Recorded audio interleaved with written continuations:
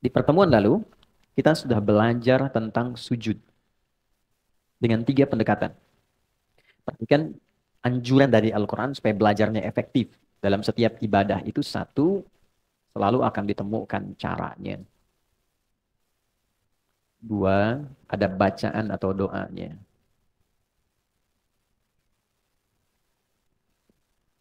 3, nah ini yang jarang dikaji. Saya garisi yang 2 ini. Nah ini hikmahnya. Atau maknanya apa. Dan implementasi kehidupannya. Oke. Nah, pola belajar seperti ini yang menjadikan pengetahuan kita itu satu lebih lengkap, kedua lebih dalam, yang ketiga lebih terasa dalam kehidupan karena tahu makna dan praktikalnya. Misal, ketika saya sampaikan di awal bahwa pertama saat memulai sholat kan dibuka dengan takbir kan? Cara satu, angkat tangan sejajar dengan bahu di sini. Kalau kita mengacu pada hadis baik di Al-Bukhari ataupun di Muslim, tersambung pada sahabat Khalad bin Rafi Az-Zulaiki yang mendokumentasikan ini sahabat Abu Hurairah, kemudian dikodifikasikan dalam kitab misalnya Sahih Muslim nomor hadis 397. Baik, angkat tangan sampai sejajar dengan bahu. Rafa'a yadaihi hadwaman kibaihi di sini. Bacaannya apa? Ditemukan di riwayat Abu Daud. Fayaqulu Allahu Akbar. Satu, cara sudah dapat. Dua, bacaan sudah dapat. Allahu Akbar. Yang ketiga, ini poinnya. Apa sih maknanya? Kenapa begini? Oke. Maknanya apa? Kenapa yang diucapkan Allahu Akbar? Apa korelasinya bacaan ini dengan bacaan setelahnya di iftitah? Karena mesti ada makna. Kan implementasi sholat itu merubah kita menjadi lebih baik. Inna sholata tanha 'anil fahsya wal munkar. Mungkin nggak sesuatu dikerjakan merubah kita, tapi kitanya nggak paham. Mungkin nggak? Ya mungkin. Makanya kalimat tadi itu yang disampaikan tegas oleh Al-Quran di Quran surah 29 ayat ke-45 dibukanya dengan pendekatan belajar yang benar. Persoalannya yang sering dihafalkan pertengahan ayatnya awalnya tidak dibaca. Kalau saya baca tengahan, Anda pasti akan bisa melanjutkan. Inna sholata tanha 'anil fahsya. Oke, sepakat. Coba baca awal ayatnya. Ya. Utlu ma uhya ilaika minal kitab wa aqimis shalah. Perintahnya utlu. Anda buka mushaf, Anda temukan terjemahan bacalah. Tapi kalau kita baca lagi surat Al-Alaq ayat 1, saat wahyu pertama turun, kalimatnya ikra kan? Apa artinya ikra? Kalau sama-sama artinya bacalah, kenapa bacaannya beda? Yang satu ikra, yang kedua utslu. Kenapa saat wahyu turun ikra, kok saat sholat utslu? Secara cepat dan singkat, ikra itu dari qiraah, orangnya qori. Membaca sesuatu tanpa dituntut memahami yang dibaca. Oke? Baik, jadi baca saja tanpa dituntut paham. Makanya saat kita ngaji kan ada ikra ya, qiraati, kan itu hanya bacaan tanpa dituntut paham. Itu kan a fathah a gitu kan, fa fathah fa lam doma u lu apa lu gitu kan. Itu kan? Tapi kan kita nggak dituntut paham kan? Baik. Nah, setelah kita mendapatkan informasi dengan lebih banyak, berubahlah pola penyampaian dan diksi kalimatnya oleh Allah ditekankan pada pemahaman. Nabi sudah dapat Al-Alaq, sudah dapat ayat lain Al-Qalam, surat lain dan seterusnya, diperintah sholat. Berubah perintahnya jadi utslu dari kata tilawah. Tilawah itu baca, pahami, dan amalkan yang dipahami itu. Oke? Nah, sebelum sholat perintahnya utslu bukan ikra. Utslu ma uhya ilaik. Muhammad sudah diwahyukan kepadamu banyak hal. Cara dan turunannya. Baca dulu, ajarkan pada umatmu, baca dulu, pahami yang dibaca itu, kerjakan setelah dipahami itu. Jadi sebelum sholat, hal terpentingnya adalah pelajari dulu sampai mengerti. Kenapa kita takbir begini? Maksudnya apa? Itu sensasinya akan berbeda kepada jiwa. Wa aqimis shalah, baru tunaikan sholatnya. Nah, sholat yang demikian disertai dengan pemahaman sampai melahirkan kehusyuan, itulah yang kemudian menghadirkan satu penggerak pada diri kita, mengerjakan perbuatan yang baik, meninggalkan yang terkutuk, fahsya dan mungkar. Itu poin utamanya. Nah, sekarang pertanyaan baliknya, dari semua sholat yang kita pernah tunaikan, apakah seluruh bacaan sholat ini sudah kita pahami? Berapa persen? Kalau hanya ingin mengangkat kewajiban, selesai, tak perlu paham, yang penting sholat, gugur kewajiban. Pahala diberikan sepanjang ikhlas. Pahala itu urusan akhirat. Tapi keberkahan sholat yang merubah diri kita nggak dapat. Gitu. Kenapa dulu orang sholat jadi baik? Orang sekarang sholat misalnya belum berubah dia menjadi baik. Nah problemnya adalah yang ketiga ini yang tidak optimal. Oke, cara cepat. Tinggalkan nih. Buang urusan dunia ke belakang. Tinggalkan. Saat akan sholat kalau pengen khusyuk dunia buang ke belakang. Jangan dibawa lagi. Problemnya ketika orang sholat dunia masih dibawa. Sehingga ketika lisannya mengatakan Allahu Akbar, di kepalanya masih proyek Hu Akbar. Ya kan? Jemuran Hu Akbar, cicilan Hu Akbar gitu kan. Itu yang sering masuk terbawa. Padahal spirit asalnya buang. Wa annahum ilaihi raji'un. Al-Baqarah ayat 46. Kalau sudah mau sholat, semua dunia dibuang ke belakang. Nabi katakan ke sahabat, Ij'alu ya, sholatikum sholatun muwadda. Jadikan sholat kalian seperti sholat perpisahan. Maksudnya apa? Dunia buang dulu. Karena yang dibawa ini urusan akhirat. Lalu ucapkan tidak ada yang tinggi dibandingkan Allah. Allahu Akbar. Itulah sebabnya kenapa bukan Ar-Rahman, bukan Ar-Rahim. Supaya yang lain kecil. Yang diagungkan yang besar saja. Nah, lalu disertakan rasa. Ini yang dihadirkan Abu Bakar As-Siddiq. Baru takbir itu sudah gemetar. Nangis beliau. Kenapa? Karena takut lisannya mengucapkan Allahu Akbar. Sementara sebelum sholat merasa besar dirinya. Merasa besar dibanding istri. Merasa hebat dibanding suami. Angkuh dari teman. Yang paling segalanya. Terus dengan bangga mengatakan Allah yang maha besar. Padahal dia sudah berbuat besar sebelum dia sholat. Makanya setelah itu dia pasrahkan dirinya. Berdoa dengan baik. Dipilihlah satu dari 9 doa iftitah yang pernah kita bahas. Nah ini cara pembelajaran seperti ini. Saat akan dipraktekkan. Itu membawa dampak berbeda. Nah sudah kita pelajari dari wudhu sampai dengan sujud. Teman-teman yang baru bergabung. Mohon dengan segala kerendahan hati. Berkenan mengikuti di sesi yang lain. Kita sekarang sudah sampai sujud. Mau bangkit dari sujud. Jadi kasihan tuh sebulan belum bangun dari sujud. Sudah, oke. Poinnya turun dari sujud saya cepat saja. Bisa dilakukan dengan 2 cara. Saya persingkat ikhtisar dari yang lalu. Yang pertama, setelah i'tidal sami Allahu liman hamidah, Rabbana walakal hamd dan seterusnya. Maka cara pertama, ini yang diutamakan terlebih dahulu. Jika lututnya dalam keadaan sehat dan tidak bermasalah, maka dahulukan lutut untuk turun. Seperti ini lutut duluan. Oke. Baik ya, baru telapak tangannya. Baik. Tentang ini menjadi amalan pertama yang dilakukan Nabi, didokumentasikan oleh Imam Abu Daud dalam kitabnya Sunan Abu Daud nomor hadis 838 tersambung kepada sahabat Wa'il bin Hujr. Jadi kalau teman-teman pengen belajar tentang sholatnya Nabi dan ingin melihat siapa sahabat yang sering fokus mendokumentasikan sholatnya Nabi, ini namanya Wa'il bin Hujr, Ibnu Hujr. Dia masuk Islam dari awal, sering ngamatin Nabi. Jadi kalau kita nanti belajar fikih dan kita amati hadis-hadis tentang sholat, seringkali kita temukan sahabat mulia ini yang meriwayatkan. Oke, cara kedua, bisa menggunakan telapak tangan bila lutut bermasalah misalnya. Walaupun nanti jadi pilihan di akhirnya. Lutut bermasalah karena satu mungkin faktor usia, kan? Yang kedua ada faktor yang secara non teknis, misalnya mohon maaf cedera kah ya, karena olahraga dan sebagainya. Maka alternatif kedua gunakan telapak tangan. Turun. Oke, gunakan telapak tangannya dulu ya, begini baru kemudian lututnya. Itu boleh. Hadisnya hanya beda 2 nomor dengan yang tadi, nomor hadis 840. Diriwayatkan oleh sahabat Abu Hurairah. Di kitab yang sama Sunan Abu Daud. Abu Hurairah nama aslinya ya, ada yang tahu? Abdurrahman bin Sahar. Masuk Islam saat Nabi di usia 60 tahun kurang lebih. Sebelum Nabi meninggal, 3 tahun sebelum meninggal. Ya. Di usia Nabi sudah 60 tahunan, 3 tahun sebelum meninggal. Kondisi beliau pada saat itu ada masalah di lutut. Sehingga hadis-hadis yang disampaikan dalam usia Nabi rentang 60-an itu selalu digambarkan Nabi sholat kadang nyender ke dinding, menggunakan tongkat karena lutut bermasalah. Oke, nah ini poin yang pertamanya. Nah Abu Hurairah menyimpulkan saya ini kemana aja selama ini. Kok terlambat ngaji, teman-teman sudah duluan. Maka beliau pengen nyusul yang lain. Jadi meningkatkan effortnya, menambah durasi belajarnya, dan ini jadi sunnah untuk kita. Tidak ada kata terlambat. Dan jangan menyimpulkan yang sudah duluan lebih unggul. Tidak. Yang harus disimpulkan, yang lain sudah ngaji duluan, saya pun pengen seperti dia. Pengen nyusul. Nambah motivasi. Maka ini yang menarik perhatian Allah. Ini poinnya. Ketika kalimat ini muncul menarik perhatian Allah, diberikanlah kelebihan. Maka beliau bisa menangkap ajaran Nabi itu, cepat ditangkap dan didoakan oleh Nabi. Begitu dipakaikan sorban, nih itu begitu belajar dengan kondisi demikian, maaf, beliau tercatat dalam sejarah sebagai sahabat yang selalu ingat, sulit lupa. Sehingga 3 tahun itu dimanfaatkan betul menunggu Nabi depan rumahnya, ngikut Nabi kemana diikuti, karena merasa terlambat. Akhirnya, ketika Nabi meninggal, beliau sudah mengoleksi 7.000 hadis dari Nabi SAW. Durasi yang singkat, tapi begitu sangat bermanfaat. Nah, di antara hadis yang diriwayatkan tentang turunnya Nabi ketika akan sujud. Nah, beliau meriwayatkan versi menggunakan telapak tangan.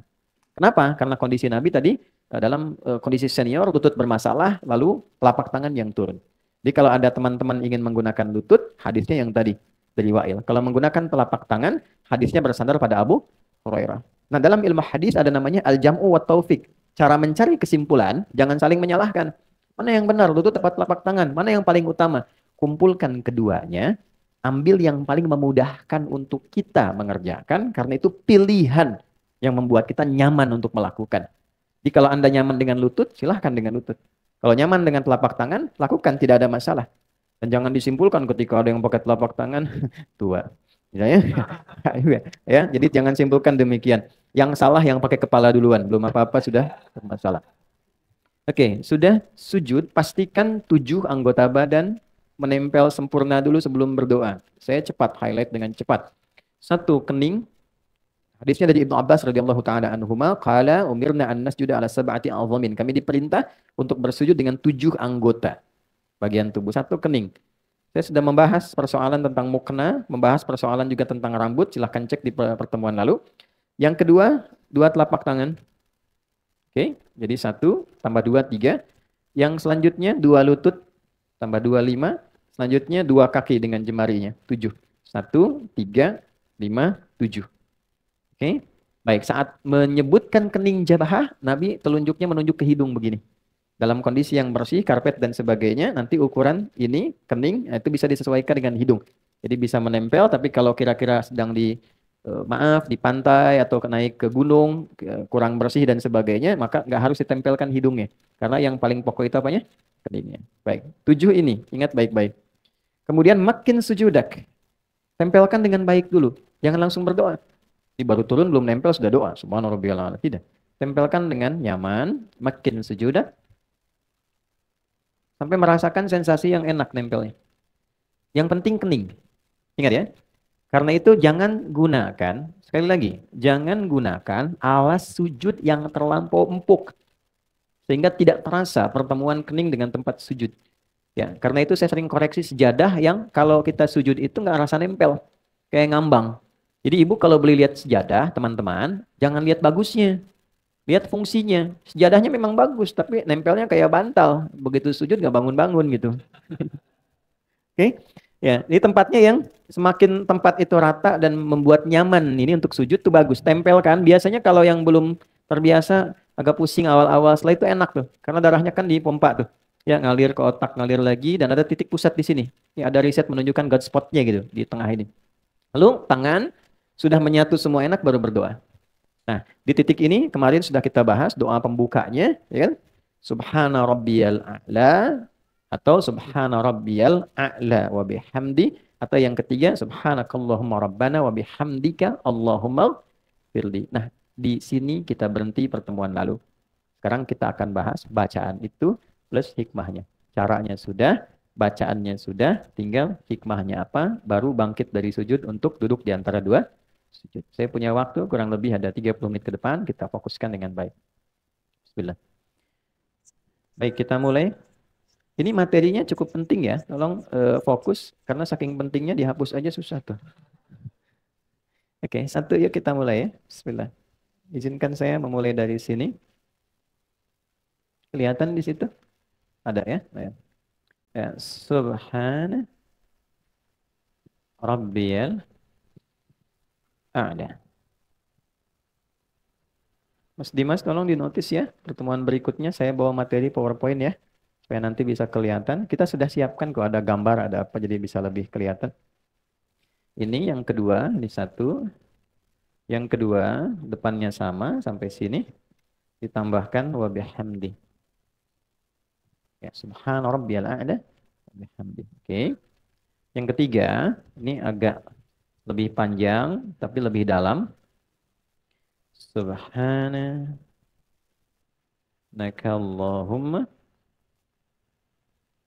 rabbana wa bihamdika Allahumma ghfirli. Saya bantu dengan bacaan supaya nanti bisa memudahkan memahami apa yang saya tuliskan. Oke. Saya yakin semua sudah mengetahui ini, tapi poinnya adalah apakah membacanya juga dengan rasa untuk memahaminya. Apa maksudnya? Baik. Subhana rabbi yal a'la. Subhan, apa itu artinya subhan? Subhanallah itu apa? Subhanallah. Maha suci Allah. Maha suci Allah itu apa? Subhanallah. Oh, ya. Oke. Subhan tidak disebutkan dalam Al-Quran atau bahkan bahasa Arab standar kecuali menunjuk pada satu keadaan, sifat atau sikap yang tidak sesuai dengan keagungan Allah. Jadi kalau ada sesuatu ungkapan, keadaan, perilaku yang tidak sesuai dengan keagungan Allah, itu orang Arab mengatakan subhanallah. Misal, dalam keyakinan kita sebagai muslim, dan hebatnya ini didialogkan secara rasional dalam Al-Quran. Tuhan itu mesti tunggal, ya, dan kalimatnya dasar. Harus beda dengan yang bukan Tuhan. Standar, laisa kamitslihi syai'. Jadi disebut Tuhan tuh karena memang punya perbedaan dengan yang bukan Tuhan. Dan itu harus 100% beda. Ya, 100% different, nggak boleh sama. Kalau sama berarti ada bagian tertentu yang bisa jadi Tuhan bagi yang lainnya. Baik. Jadi dari logika ini logis ya. Oke, kalau manusia itu melahirkan, Tuhan boleh nggak melahirkan? Nggak boleh, kan harus beda. Kalau manusia berpasangan, Tuhan boleh nggak? Tidak. Kalau manusia punya anak, Tuhan tidak kan? Baik. Nah, itu kan logika sederhana ya. Nanti dialognya banyak dan tajam sekali di dalam Al-Quran. Lalu ada orang mengatakan begini, Tuhan punya anak. Nah, dalam keyakinan kita, orang Islam, dan didukung dengan nilai logikanya, kan mesti beda Tuhan dengan yang bukan Tuhan. Maka ketika ada orang mengatakan, Tuhan punya anak. Wa qalu ittakhadallahu walada. Ada orang berkata, Tuhan itu punya anak. Maka disoal oleh Quran. Sebelum disoal itu, kalimat pertamanya, Subhana. Itu ada di Quran surah kedua, Al-Baqarah ayat 116. Paling kiri di pertengahan di mushaf. Quran surah kedua, ayat 116. Ya, ayat 116 itu setelah 115, sebelum 117.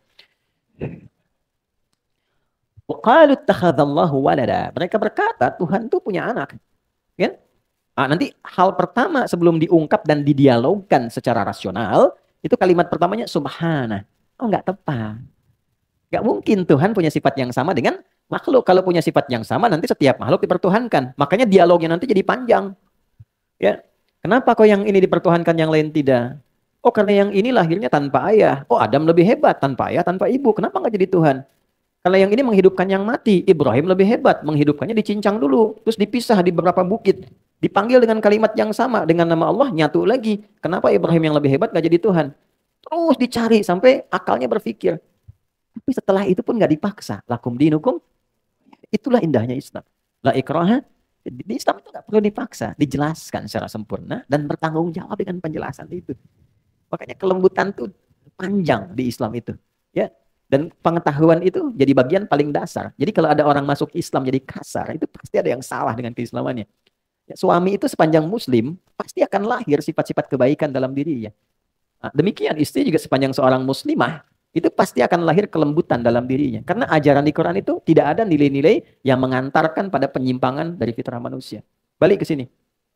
Nah, sekarang gini, setelah itu ada Rabbi. Dari sifat rububiyah. Rabb itu artinya sifat perawatan, pemenuhan kebutuhan, ya kan? Jawaban dari doa yang merawat, menyembuhkan. Oke, Quran surah ke-7 di ayat 172. Al-A'raf ayat 172.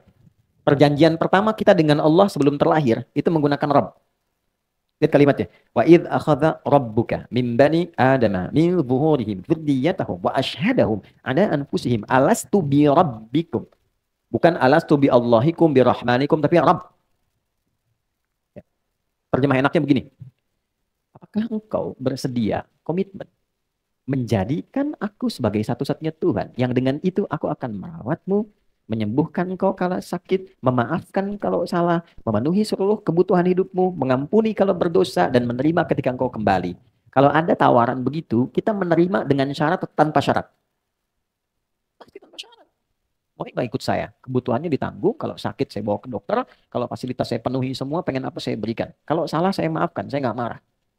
Kira-kira kalau ditawari begitu, mau ikut atau tidak? Ya, maunya itu ada pikir lagi atau enggak?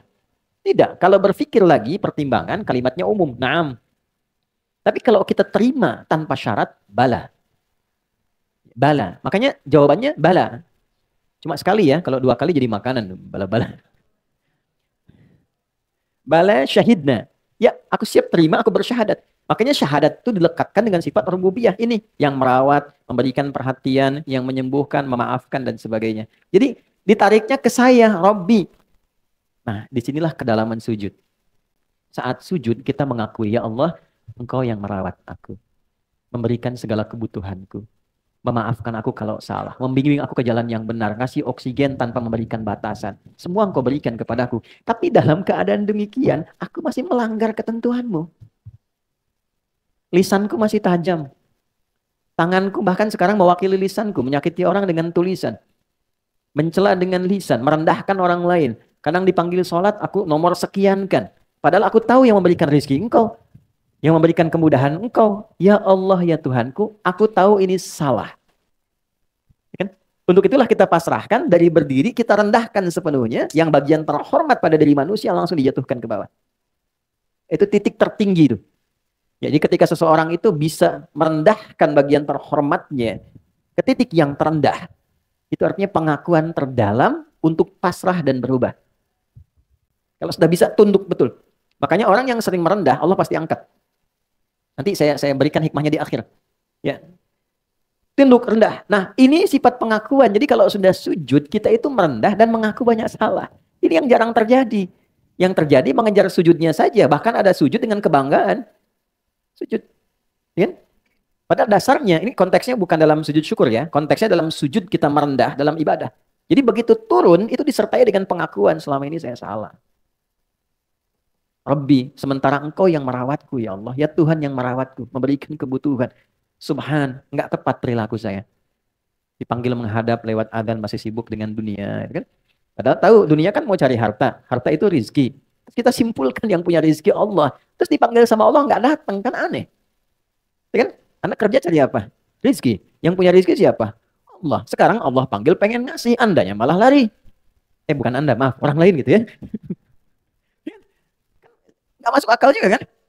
Maka dalam konteks itu Allah balik. Di ayat Jumatan itu lebih tajam lagi. Di ayat ke-11 itu. Ya, itu kalimatnya dalam sekali. Dalam sekali. Ya. Ini ketika Nabi sedang berdakwah di awal masa Islam, itu jamaah hadir beberapa banyak. Di awal-awal iman masih belum kuat. Tiba-tiba ada rombongan pedagang plus diskon besar-besaran. Kita lewat tuh samping masjid, lewat diskon 70%, 80% tuh kan. Ya kayak ibulah begini gitu kan. Lagi pengajian begini, tiba-tiba ada lewat di depan informasi gitu kan. Wah, tas Dior diskon 80%. Saya tanya masih bertahan di sini atau keluar satu-satu. Ya kan? Nah, itu tinggal 12 jamaahnya, yang lain keluar. Tinggal 12 orang. Maka apa yang terjadi? Turunlah ayat yang ke-11 dari surah Al-Jumu'ah. Ya kan? Wa tarakuka qa'ima. Engkau meninggalkan nabimu itu berdiri sendirian, tersisa tinggal 12. Saya langsung ke ujung. Qul ma indallahi khairum minal lahwi wa minat tijarah. Muhammad firalkan kalimat ini pada mereka. Yang Allah telah siapkan bagi orang yang merespon panggilan Allah. Disiapkan lebih banyak, lebih baik, lebih bagus dibandingkan proyek yang sedang mereka fokus dan sibuk di dalamnya saat ini. Jadi akan terjadi, rumus Qurannya begini. Kalau nggak disebutkan tokohnya siapa, kejadiannya kapan, itu akan terjadi dengan substansi yang sama, tapi tokoh yang berbeda. Ada orang akan meninggalkan Jumat demi mengejar proyek. Ya, maka sampaikan, kata Allah, ya Muhammad sampaikan. Apa yang Allah telah siapkan, itu lebih dahsyat, lebih tinggi nilainya dibandingkan proyek yang sedang mereka kerjakan. Ujungnya lebih indah. Wallahu khairur raziqin. Bukankah Allah yang memiliki rezeki yang terbaik dalam membaginya? Kamu tahu aku yang punya, kamu tahu aku yang berikan. Kenapa saat aku panggil untuk aku kasih, kamu justru menjauh dariku? Pertanyaan basic sekali. Nah ini yang sering terjadi dalam kehidupan, begitu kita sujud, nah suasana itu mesti dibawa. Ya bagaimana doa bisa dikabul kalau ini saja belum kita hadirkan? Kan merendah dulu, evaluasi dulu. Anda datang ke pimpinan di kantor, ya kan? Bawa proposal. Bang, izin Pak, ini permohonan untuk bulan ini, semoga Bapak bisa ACC dan sebagainya.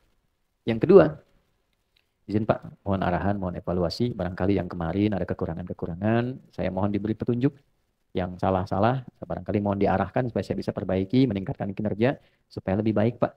Ini untuk gambaran yang kemarin dan pengajuan yang akan datang. Antara yang satu dengan yang kedua, peluang diberikan ACC-nya, dikabulkan tuh besar yang mana? Satu atau dua? Yang kedua. Demikian saat sujud, Anda akan meminta. mohon dikabulkan, pengen doa, kadang terisak tangisan, tapi sifat ini nggak hadir. Maka yang paling harus dihadirkan pertama kali ini sifat a'la terhadap Allah dulu. Ya Allah, Engkau yang Maha Agung. Tidak setara dengan sikapku yang selama ini kadang menjauh darimu, kadang melanggar banyak ketentuanmu. Aku pasrah ya Allah, pasrahkan dan segala kehormatanku pada dirimu saat ini. Aku mohon ampunan selama ini bersikap yang tidak pantas. Itu kurang lebih makna dari kalimat subhana rabbiyal a'la. Kalau kita teruskan wa bihamdi, maka kita sertakan pujian setelah itu. Ya Allah, perilakuku yang kurang baik tidak mengurangi kesempurnaan pujian untukmu. Tidak mengurangi keistimewaan segala kemuliaan yang melekat kepadamu. Lalu kalau kita ingin tambahkan lebih dalam lagi, ini Allahumma gfirli. Ya Allah, dengan segala luas ampunanmu dan dengan segala kekuatan dan kemuliaanmu, mohon ampuni hamba. Hamba sadar, hamba salah.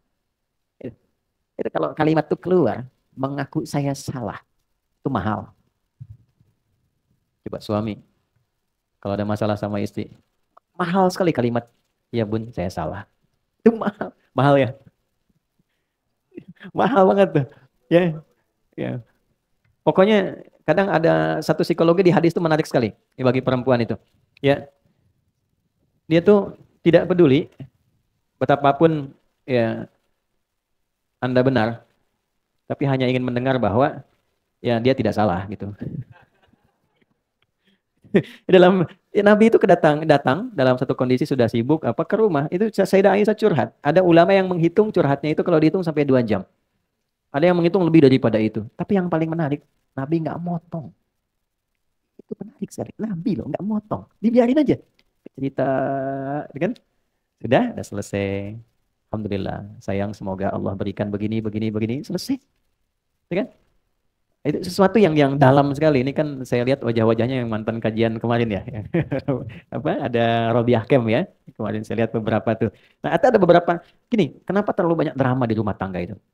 Kan di Quran itu berumah tangga itu seperti permainan. Banyak bermain, banyak gembira aja. Jangan terlalu serius. Serius dalam beberapa hal saja. Yang lainnya banyak gembiranya. Nabi kan jalan bareng. Balap lari sama Sayyidah Aisyah. Kadang digendong, kadang gulat, kadang nonton bareng-bareng. Ya nikmati selama masih berkehidupan dalam rumah tangga. Ya, balik ke sini. Kenapa jauh-jauh ke situ? Ini ya. Nah, jadi ini dulu yang dihadirkan nih. Kepasrahan diri kita, sujud, permohonan ampunan, baru minta. Jadi kalau sudah frekuensinya nyambung, enak, merata, bagian tubuh tuh kerasa enak ngalir, sujud. Tapi kalau udah terisak tuh enak banget, kayak nggak pengen bangun lagi gitu. Ya makanya Nabi itu sering kali lama dalam sujud. Sebagian menyimpulkan sujud terakhir, padahal di setiap sujudnya lama.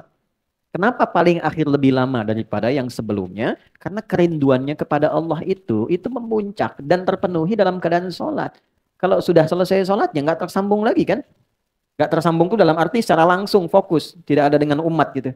Itulah yang menjadikan sujud terakhirnya lama. Kan? Kadang sebagian jamaah makmum pengen cepet tuh kan? Nah, ini ditanyakan kerinduannya kepada Tuhan. Nah ini ketika nempel betul, barulah permohonan intinya dimintakan. Biasanya, kalau sudah sampai ke titik ini, dan ini dipraktekkan yang hikmah tadi, belum minta sudah dikabul. Biasanya. Kalau sudah ke kalimat Allahumma gfirli dan betul, itu belum keluar, sudah dikabul. Tapi kalau kita ucap ya dalam sholat sunnah misalnya, dalam lisan yang terkenal, terpahami oleh diri kita saja. Oke? Kalau dalam sholat fardu tidak dilafadzkan, cukup dalam hati dihadirkan. Ingat, ada masalah ya tumpahkan aja dalam tangisan, sujud, minta. Sampai ke titik ini. Nanti lihat apa yang terjadi. Ini rumus di Quran surah 12. Ya. Surah 12 ayat ke-85 sampai 86 tuh. Ya, di surat Yusuf. Kalau mau lebih komplit nanti dengan kisah dan turunan sampai ininya sampai ayat 88-nya tuh. Ya, sampai ketemu kalimat innama ashku bathi wa husni ilallah. Aku tuh kalau punya masalah di rumah tangga, curhat itu selalu pada Allah. Maksudnya dalam salat. Ya. Jadi kalau punya masalah, apapun itu, seberat apapun. Pertama terima dulu. Karena mengeluh itu tidak mengurangi masalahnya. Cuma nambah saja. Terima dulu dengan sabar. Karena Allah pilihkan masalah itu sesuai kadar kesanggupan kita semua. Nggak mungkin saya di hidayat diuji masalah Anda karena saya nggak sanggup. Yang kedua, masalah itu Allah berikan sebagai jawaban dari doa yang kita minta. Nah, tangga untuk meraih doa itu persoalan tadi. Karena nggak mungkin mengabulkan sesuatu tanpa proses, tanpa ujian tuh nggak mungkin. Anak SD mau lulus ke SMP, bisa nggak lulus tanpa ujian? Tidak bisa. Ujian itu diberikan bukan ingin membuat anak bermasalah banyak pikiran, bukan. Tapi menaikkan levelnya supaya memudahkan dia saat masuk ke SMP yang kadar pengetahuannya lebih tinggi daripada SD. Jadi ketika dipaksakan naik ke atas sementara ilmunya belum nyampe, anaknya kasihan. Anda minta sesuatu. Dari mana tahunya Anda pantas dan bisa mengelola sesuatu itu saat mendapatkannya? Kalau belum diuji. Ya kan? Teman-teman minta sebuah proyek, dari mana tahunya proyek itu baik? Dari mana tahunya kalau menerima itu Anda menjadi lebih baik? Anda dapat proyek nih, ya Anda harapkan betul. Tapi Anda belum siap menerimanya. Yang kalau Anda terima itu merubah kepribadian, keluarga jadi tertinggalkan, istri kurang perhatian, anak-anak terabaikan. Belum siap. Maka dikasih dulu oleh Allah ujiannya. Nih, lewatin dulu. 1, 2, 3, 4. Ketika kita mampu menguasai itu, baru datang jawaban. Nah, jadi jangan selalu dipahami bahwa masalah itu adalah sesuatu yang membuat rumit, capek, nggak tercapai tujuan. Bukan, itu jembatannya. Jadi berbahagialah ketika Anda dihadapkan pada masalah, karena itu mengantarkan Anda pada solusi. Dan jawaban dari Anda sendiri. Ya, jadi ketika Anda doa, pasti dikabulkan oleh Allah dengan membuat masalah dulu, supaya pantas. Nah, kalau pengen cepat, pantaskan dulu diri kita dalam berdoa, hingga ada akselerasi, stepnya dinaikin. Karena dipandang layak menerima itu. Oh, sudah pantas nih ketika minta dikabulkan. Ada yang belum berucap sudah diberi. Ada demikian. Nah, karena itulah kemudian memantaskan diri itu dengan menambah pengetahuan, menjalani kehidupan itu penting. Supaya saat kita meminta untuk mencapai sesuatu, kita tidak harus menghadapi masalah-masalah baru. Ini poinnya. Nah, jadi ketika memohon, hadirkan aja. Saya kalau punya masalah, kata Nabi Yakub alaihissalam, yang saya tuju pertama Allah. Saya bentangkan sajadah dalam bahasa kita, innama ashku bathi wa huzni. Innama itu adatul hasri. Huruf pembatas membatasi hukum di situ saja. Aku nggak pernah curhat ke yang lain. Nggak pernah menggunakan media lain. Ada masalah, aku langsungkan kembalikan kepada Allah. Mau sedih, membuat aku nangis, aku tumpahkan di situ. Setelah itu aku tenang. Yang penting tenang dulu, walaupun solusi belum datang. Jadi bentangkan sajadah, bukan bentangkan Instagram. Ya, nggak nyangka ya kamu seperti itu. Nah, itu artinya nyangka. Orang yang bilang nggak nyangka, dia sedang nyangka. Tuh ya. Emang kenapa Jong? Nah, sebetulnya itu yang ditunggu tuh. Komennya kan? Gitu. Nah, daripada nungguin komen capek. Capek, pusing aja. Pusing. Akhirnya masalah yang nggak selesai. Ya, suami juga nggak nyaman. Akhirnya nggak betah di rumah. Tuh kan? Jadi pusing aja, capek akhirnya. Ya, kukira hari Rabu ternyata hari Minggu. Kukira dia menunggu ternyata cari yang pusing. Aduh. Pusing, pusing. Udah. Nah, itu ya, sujud. Nah, itu poinnya. Jadi, hadirkan dalam hati kita, apa saja tumpahkan dalam sujud. Makanya kerasanya agak lama. Tapi proporsional ya. Jangan imam sudah mau sujud lagi, kita masih sujud yang pertama tuh. Ya, kalau berjamaah ikut imam. Ikut imam. Innama ju'ilal imamu liyutamma bihi fa qira'atul imami qira'atul ma'mum. Imam itu dijadikan untuk diikuti. Maka bacaan imam mewakili makmum. Kalau imam sudah naik, ikut naik. Oke? Kecuali kalau sholat sendirian tahajud, silahkan tumpahkan senyamannya. Alhamdulillah, kita telah bersama-sama mendengarkan penjelasan yang penuh hikmah dari Ustadz Adi Hidayat.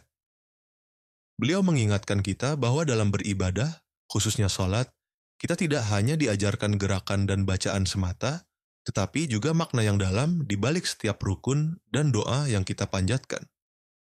Dimulai dari takbiratul ihram, kita diajak untuk meninggalkan segala urusan dunia, mengosongkan pikiran, lalu membesarkan Allah di atas segalanya. Saat sujud, kita benar-benar merendahkan diri, menempelkan 7 anggota tubuh di bumi sebagai tanda ketundukan total, dan mengucapkan Subhana Rabbiyal A'la untuk menyucikan Allah dari segala sifat yang tidak layak, serta mengakui bahwa hanya Dia Rabb kita yang maha tinggi. Di titik itu, seorang hamba sedang berada pada posisi terdekat dengan Allah. Di sanalah kita dianjurkan untuk memohon ampun, memohon bimbingan, dan menyerahkan segala urusan hidup kepadanya. Sujud bukan sekadar meletakkan kening ke lantai, tetapi momen penuh makna untuk menata hati, menumbuhkan kerendahan, serta menghadirkan kepasrahan. Ustadz juga menekankan bahwa salat yang dipahami maknanya akan melahirkan perubahan nyata dalam hidup, mendorong kita melakukan kebaikan, mencegah dari keburukan, dan menguatkan akhlak. Bahkan ujian dan cobaan hidup bisa menjadi tangga menuju terkabulnya doa. Asalkan kita sabar, ikhlas, dan terus berusaha memperbaiki diri. Semoga penjelasan ini membuat salat kita lebih khusyuk, lebih bermakna, dan benar-benar menjadi penggerak kebaikan dalam setiap langkah kehidupan kita. Mari kita bersama-sama mendoakan Ustadz Adi Hidayat di kolom komentar. Semoga Allah senantiasa memberikan kesehatan, keberkahan, dan ilmu yang bermanfaat bagi beliau. Dan jangan lupa untuk like, share, dan subscribe channel ini agar semakin banyak saudara kita yang merasakan manfaat dari ilmu yang disampaikan. Dengan berbagi, kita turut menjadi bagian dari penyebaran kebaikan. Terima kasih sudah menyimak video ini sampai akhir. Semoga Allah jadikan salat kita sebagai cahaya yang menuntun hidup, pelindung dari keburukan, dan jembatan untuk semakin dekat dengannya. Wassalamualaikum warahmatullahi wabarakatuh.